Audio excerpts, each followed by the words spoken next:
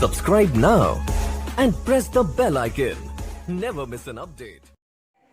ચલો વિદ્યાર્થી મિત્રો, હવે આપણે જોઈ રહ્યા છીએ રાસાયણિક પ્રક્રિયાઓના પ્રકાર. રાસાયણિક પ્રક્રિયાઓના પ્રકારમાં આજે આપણે જોઈશું સંયોગીકરણની પ્રક્રિયા, એના પછી આપણે જોઈશું વિઘટનની પ્રક્રિયા, ત્યારબાદ જોઈશું વિસ્થાપન, એના પછી જોઈશું દ્વિવિસ્થાપન અને છેલ્લે જોઈશું રેડોક્સ પ્રક્રિયા અને આપણું ચેપ્ટર પૂરું થશે. તો હવે આ પ્રક્રિયાઓમાંથી ગમે તે એક પ્રકાર તમને પરીક્ષામાં પૂછાઈ શકે છે, બરોબર? મોસ્ટ આઈએમપી છે, ધ્યાન આપજો. હવે સંયોગીકરણની પ્રક્રિયા પર કોન્સન્ટ્રેશન કરી રહ્યા છીએ. બધી પ્રક્રિયાઓ જુદી જુદી રીતે થતી હોય છે અને એમાંથી આપણે સંયોગીકરણની પ્રક્રિયા શીખવા જઈ રહ્યા છીએ. ચલો મિત્રો ધ્યાન આપો. સૌપ્રથમ હું કેલ્શિયમ ઓક્સાઇડ CaO કેલ્શિયમ ઓક્સાઇડને એક બીકરમાં પાણી સાથે પ્રક્રિયા કરાવું છું. એમાં પાણી લીધું છું. શું લીધું છે? Calcium oxide.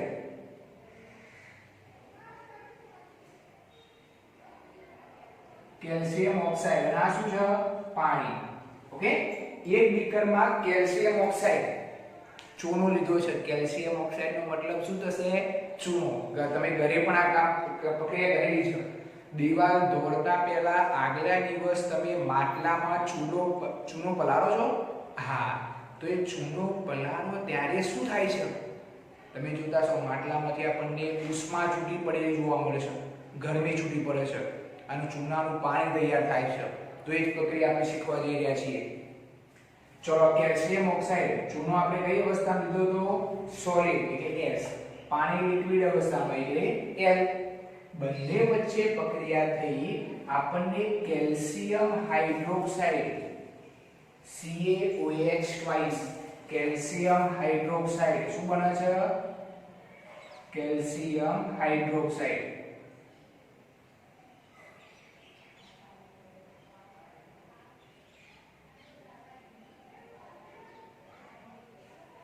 હાઇડ્રોક્સાઇડ શું બને છે? કેલ્શિયમ હાઇડ્રોક્સાઇડ પ્લસ છૂટું શું પડે છે? ઉષ્મા છૂટી પડે છે. શું છૂટું પડે છે? ઉષ્મા. તમે જે ઘરે દિવાલને રંગ કરો છો એ કયું દ્રાવણ છે? કેલ્શિયમ હાઇડ્રોક્સાઇડ નું દ્રાવણ છે. શેનું દ્રાવણ છે? Calcium hydroxide. અને છૂટું શું પડે છે? ઉષ્મા. બરોબર, ધ્યાન આપજો. એકદમ સિમ્પલ સમીકરણ છે. કેલ્શિયમ ઓક્સાઇડ ચૂનાને પાણીમાં પલાળતા આપણને શું બને છે? કેલ્શિયમ હાઇડ્રોક્સાઇડ અને ઉષ્મા છૂટી પડે છે. આખું સમીકરણ હું લખું છું, સમજાવું છું કે કેલ્શિયમ ઓક્સાઇડની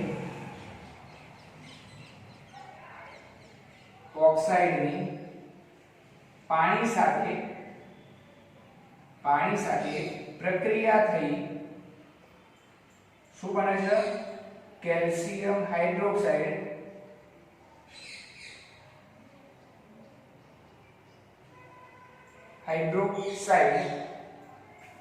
અને ઉષ્મા છૂટી પડે છે. બોલો કમ્પ્લીટ. આખી પ્રક્રિયા મેં લખી છે. કેલ્શિયમ ઓક્સાઇડની પાણી સાથે પ્રક્રિયા થતા કેલ્શિયમ હાઇડ્રોક્સાઇડ અને ઉષ્મા છૂટી પડે છે. આ પ્રક્રિયામાં બરોબર જોશો, આ પ્રક્રિયામાં બોલો પ્રક્રિયકો કેટલા હતા? 2 અને નિપજ કેટલી મળી? 1. યાદ રાખજો બરોબર. પ્રક્રિયકો કેટલા હતા? 1. નિપજ કેટલી મળે છે? 1 મળે છે. પ્રક્રિયકોની સંખ્યા 2 છે અને નિપજની સંખ્યા 1 છે. તો આપણે એવી પ્રક્રિયા કે જેમાં 2 પ્રક્રિયકોમાં ભેગા થઈને સંયોજન, 2 પ્રક્રિયકો ભેગા થઈને આપણે નિપજ કેટલી મળે? 1 જ. એને શું કહેવાય? સંયોગીકરણની પ્રક્રિયા. બોલો, શરૂઆતમાં શું હતું? 2 પદાર્થ જુદા હતા, બંને ભેગા થઈને આપણને એક પદાર્થ આપે છે. એને આપણે શું કહીએ છીએ? સંયોગીકરણ. તો એવી પ્રક્રિયા કે જેમાં 2 કે તેથી વધુ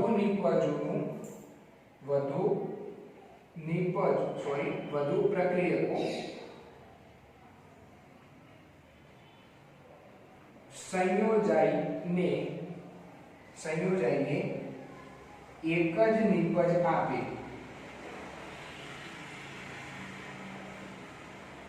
તેને સંયોગી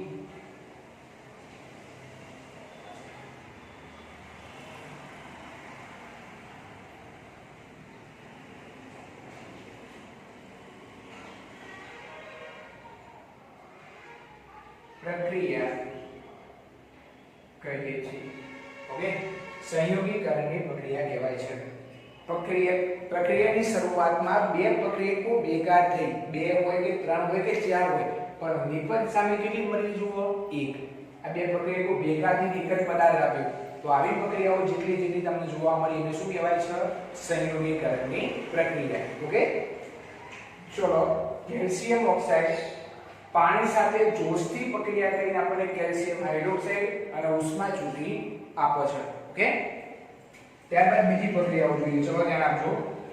ચલો હવે હું કાર્બનને સળગાવું છું. કાર્બન મીન્સ કોલસો. કોલસાને સળગાવું છું. કોલસો એટલે કાર્બન, કોક કહેવાય, જે સોલિડ અવસ્થામાં હોય, પાણી સળગાવું એટલે ગેસ અવસ્થા. જ્યારે કોલસાને હું ઓક્સિજનની હાજરીમાં સળગાવું ત્યારે મને શું બને છે? Calcium carbon dioxide. શું બને છે? Carbon dioxide, CO2. જો આ નામકરણ યાદ રાખવાનું. CO, CO2, CO3. બોલો, CO હોય એટલે કાર્બન મોનોક્સાઇડ, મોનો એટલે એક, મોનોક્સાઇડ. ઓકે, ચલો કાર્બન ડાયોક્સાઇડ શું કહેવાશે? કાર્બન ડાયો, ડાયો એટલે બે અને ત્રણ એટલે ટ્રાયો. બોલો, નામકરણ તમને એકદમ આવડી જાય બેટા. Carbon monoxide, carbon dioxide, carbon trioxide. બોલો, નામકરણ કેવા છે? એકદમ સિમ્પલ. આવા જ સલ્ફરમાં પણ બોલી શકાય. બોલો, નામકરણ બોલજો. Sulphur monoxide, sulphur dioxide, sulphur trioxide. બોલો, લખી શકાય. ઓકે, ચલો આગળ જઈએ. હવે આપણે એક સમીકરણ લખ્યું છે, એનું તમે નીચે ભાષાંતર લખી શકો તો શું લખશો તમે? કે કાર્બનને સળગાવતા શું બને છે? Carbon dioxide. બોલો, પ્રક્રિયકો કેટલા? બે. નિપજ કેટલા? એક. તો આ પ્રક્રિયા શું કહેશો? સંયોગીકરણની. ઓકે, ચલો હાઇડ્રોજન અને ઓક્સિજનને ભેગા કરો, શું મળે? પાણી. તમને ખબર છે? ચલો, બંને ગેસ અવસ્થામાં વાયુ ભેગા કર્યા છે તો શું મળે છે? હાઇડ્રોજન અને ઓક્સિજન ભેગા થઈ શું બને છે? પાણી. ચલો સમીકરણ સંતુલિત કરો. હાઇડ્રોજન 2, હાઇડ્રોજન 2, ઓક્સિજન 2, ઓક્સિજન એક જ છે તો 2 કરી નાખો. તો બોલો હાઇડ્રોજન કેટલા થયા? 4. તો અહીંયા 2 વડે ઉડી નાખો. બોલો, સમીકરણ શું થઈ ગયું? સંતુલિત. ઓકે, ચલો હવે આપણે જોઈએ કે જ્યારે જ્યારે હાઇડ્રોજન અને ઓક્સિજનની પ્રક્રિયા થાય તો શું બને? પાણી. બોલો, પ્રક્રિયકો કેટલા હતા? 2. નિપજ કેટલા હતા? 1 મળે. તો કઈ પ્રક્રિયા? સંયોગીકરણની પ્રક્રિયા. ઓકે, તો આટલા હતા આપણા 3 ઉદાહરણ સંયોગીકરણની પ્રક્રિયામાં. હવે સંયોગીકરણની પ્રક્રિયાની સાથે સાથે આપણે ઉષ્માક્ષેપક પ્રક્રિયા શીખવાની છે. ઉષ્માક્ષેપક પ્રક્રિયા. ઓકે, ચલો ધ્યાન આપો. એવી પ્રક્રિયાઓ કે જેમાં નિપજની સાથે સાથે ઉષ્મા મળી આવે, છૂટી પડે. નિપજની સાથે સાથે ઉષ્મા આપણને મળે એવી પ્રક્રિયાને આપણે શું કહીશું? ઉષ્માક્ષેપક. તો વ્યાખ્યા લખું છું. એવી પ્રક્રિયાઓ કે જેની નિપજની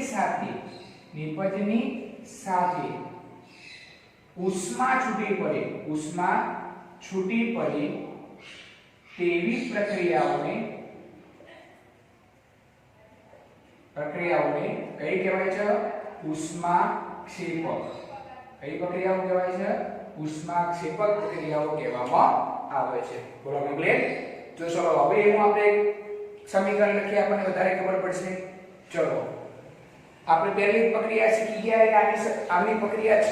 ઓકે, એવી પ્રક્રિયા કે જેમાં નિપજની સાથે સાથે શું છૂટું પડે? ઉષ્મા છૂટી પડે તેને શું કહેવાય? ઉષ્માક્ષેપક. અને એવી પ્રક્રિયાઓ કે જેને ઉષ્મા આપવી પડે તો એને શું કહેવાય?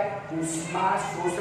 જે આપણે આના પછીના ભાગમાં જોઈશું. ઓકે, ચલો આનું હવે આપણે સમીકરણ જોઈએ.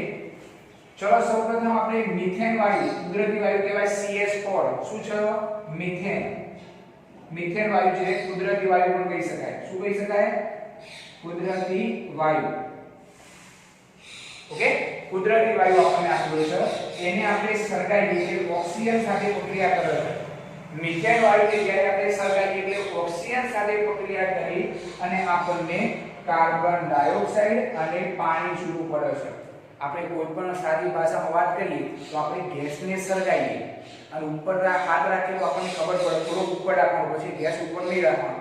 આપણે ઉપર કંઈક સીબા જેવું રાખીએ તો ઉપર આપણે જે ધુમાડો નીકળે છે એ કાર્બન ડાયોક્સાઇડ, અને થોડા સમય પછી જોશો તો ઉપર બાષ્પ જામેલી હોય છે, એ જ તમારું શું છે? પાણી છે. તો તમે જ્યારે મિથેન વાયુને સળગાવો છો એટલે કોની સાથે પ્રક્રિયા કરે? ઓક્સિજન સાથે. તો શું મળે છે?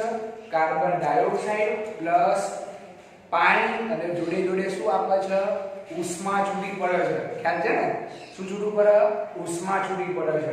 તો આ પ્રક્રિયાને આપણે શું કહીશું? ઉષ્માક્ષેપક. ચલો સમીકરણને સંતુલિત કરીએ. Carbon 1 carbon 1, hydrogen 4 hydrogen 2. તો ચલો 2 વડે ગુણ, હાઇડ્રોજન કેટલા થઈ ગયા? 4. બોલો થઈ ગયા? ઓકે.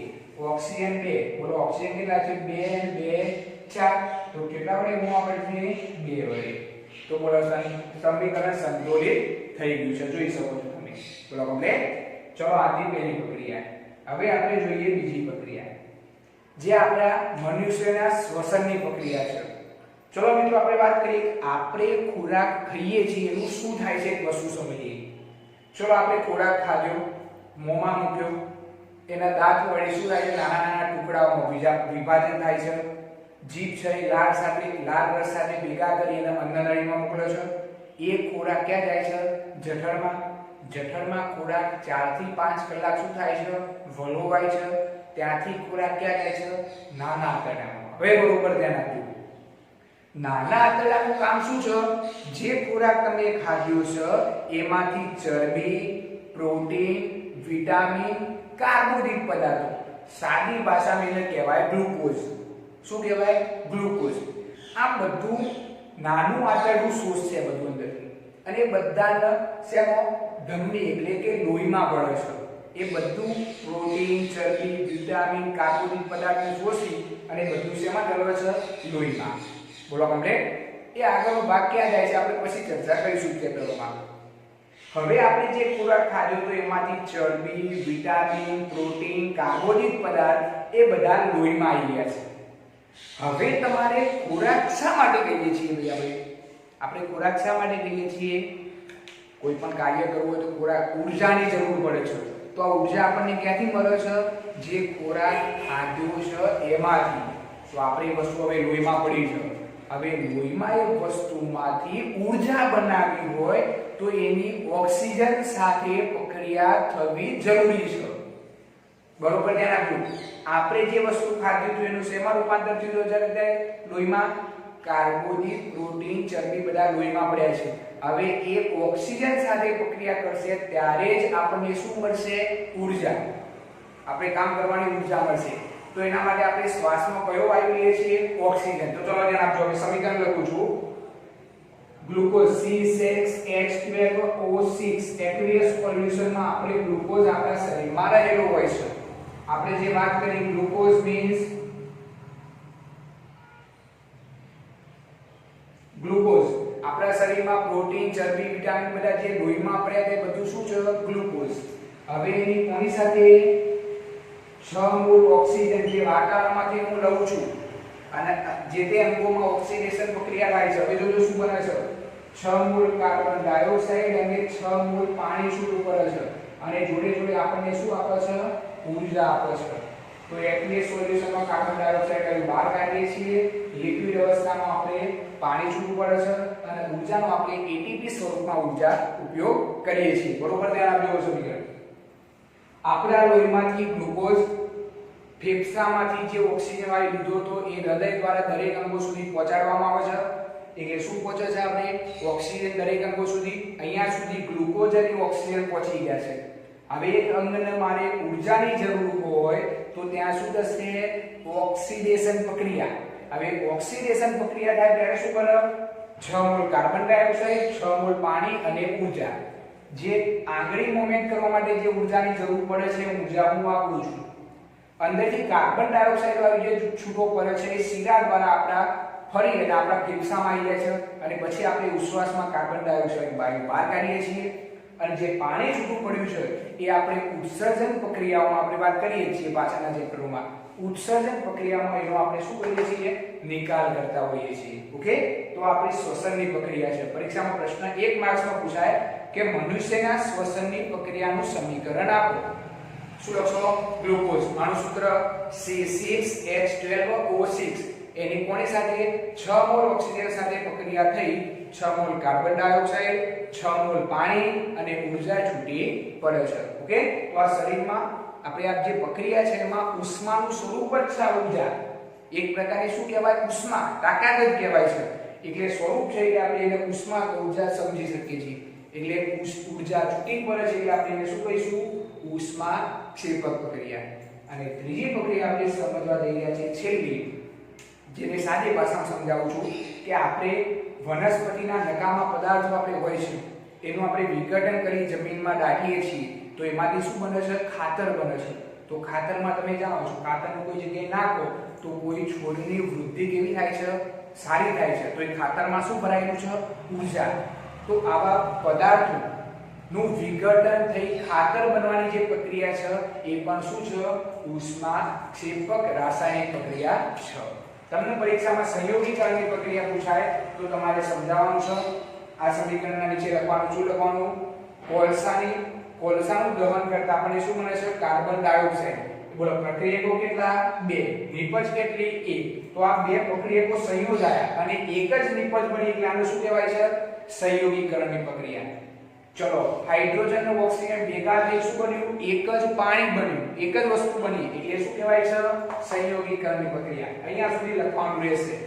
ચલો 1 કે 2 માર્ક્સમાં ઉષ્માક્ષેપક પ્રક્રિયા સમજાવાય તો તમે આ રીતે સમજાવી શકો છો એની વ્યાખ્યા પછી મિથેન વાયુ છે કે કુદરતી વાયુનું દહન કરવાથી આપણને શું બને છે કાર્બન ડાયોક્સાઇડ પાણી અને ઉષ્મા છૂટી પડે છે ઉષ્મા છૂટી પડે એટલે શું કહેવાય ઉષ્માક્ષેપક પ્રક્રિયા ઊર્જા છૂટી પડે એ પણ ઉષ્માનું સ્વરૂપ જ છે કઈ પ્રક્રિયા ઉષ્માક્ષેપક પ્રક્રિયા ઓકે તો મોસ્ટ આઈએમપી આપણે પ્રક્રિયા જે પૂરી કરીએ છીએ સંયોગીકરણની પ્રક્રિયા ઓકે તો ચલો એકવાર લખી નાખવાનું ઓકે